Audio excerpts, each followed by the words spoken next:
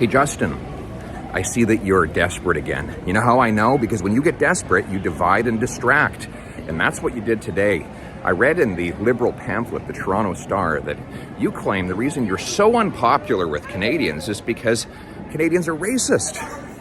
This from a guy who dressed up in racist costumes so many times, he can't even remember them all. Really, Justin, you can't remember how many times you dressed up in racist costumes? This from a guy who fired the first Indigenous female Attorney General. Why? Because she refused to help you get your corporate friends off of criminal charges after they stole $100 million from Africa's poorest people. This from a guy whose own MPs, Liberal MPs, Justin, said that you mistreated them so badly that they actually had to leave caucus. That's your ugly, racist past. You're in no position to be calling anyone else racist, but we know why you're doing it. You want to distract. You want people to be afraid.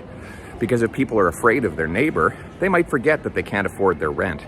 If they're afraid of their fellow Canadians, they might forget that under your watch we have 40-year highs in inflation. People can't afford to eat, that there are 1.5 million people going to food banks every single month, that food banks have had people ask them for help in committing suicide because life has become so miserable under your watch, that you want people to forget, to be fearful so that they forget that crime has gone up. So what have you done?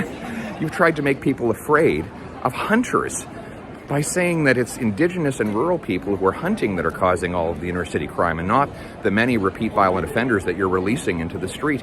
You want people to be afraid so that they forget that this is the chaos. This is the chaos we have at our airports. By the way, Justin, I'm able to record this message right now because my flight is late. Of course it's late. Flights are always late since you became Prime Minister. The federal government is responsible for air transportation. Yes, that's you, my friend.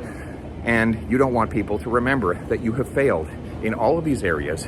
So you divide to distract. Well, we're not going to let you do that anymore.